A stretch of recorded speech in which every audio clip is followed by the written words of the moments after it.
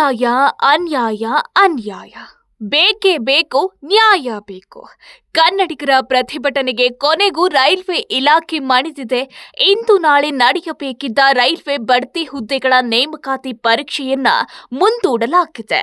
Railway ಇಲಾಖೆ ಎಲ್ಡಿಸಿ ಹುದ್ದೆಗಳಿಗಾಗಿ ಇಂದು ರಾಜ್ಯದಾದ್ಯಂತ ಪರೀಕ್ಷೆ ನಡೆಸಲಾಗಿತ್ತು.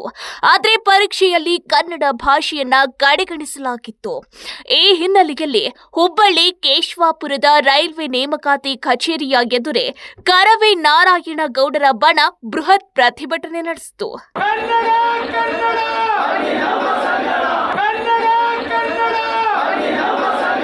ಈ ಪರೀಕ್ಷೆಯಲ್ಲಿ ಕನ್ನಡ ಭಾಷೆಯನ್ನು ಕಡೆಗಣಿಸಲಾಗಿದೆ. ಹೀಗಾಗಿ ಕನ್ನಡ ಭಾಷೆಯಲ್ಲಿಯೇ ಪರೀಕ್ಷೆ ಬರೆಯಲು ಅವಕಾಶ ನೀಡಬೇಕೆಂದು ಘೋಷಣೆ ಕೂಗಿದ್ರು. ಪ್ರತಿಭಟನಾ ಸ್ಥಳಕ್ಕೆ ಆಗಮಿಸಿದ ಆರ್ಆರ್ಸಿ ಚೇರ್ಮನ್ ಪ್ರತಿಭಟನಾಕಾರರ ಅಹವಾಲು ಆಲಿಸಿದ್ರು. ಬಳಿಕ ಪರೀಕ್ಷೆಗಳನ್ನ ಮುಂದೂಡಲಾಗಿದೆ. ಮುಂದಿನ ದಿನಾಂಕದಲ್ಲಿ ಕನ್ನಡ ಭಾಷೆಯನ್ನ ಅಳವಡಿಸುವ ಭರವಸೆಯನ್ನ ನೀಡಿದ್ರು. ತೀವ್ರ ಪ್ರತಿಭಟನೆಯ ಹಿನ್ನೆಲೆಯಲ್ಲಿ ಮಂಗಳವಾರ ನಡೆದ ರೈಲ್ವೆ ಬಡ್ತಿ ಹುದ್ದೆಗಳ ನೇಮಕಾತಿ ಪರೀಕ್ಷೆಯನ್ನ ರದ್ದು ಮಾಡಲಾಯಿತು.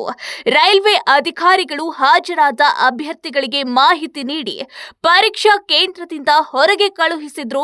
ಪ್ರತಿಭಟನೆಯ ಹಿನ್ನೆಲೆಯಲ್ಲಿ ಬಿಗಿ ಪೊಲೀಸ್ ಬಂದೋಬಸ್ತ್ ಏರ್ಪಡಿಸಲಾಗಿತ್ತು.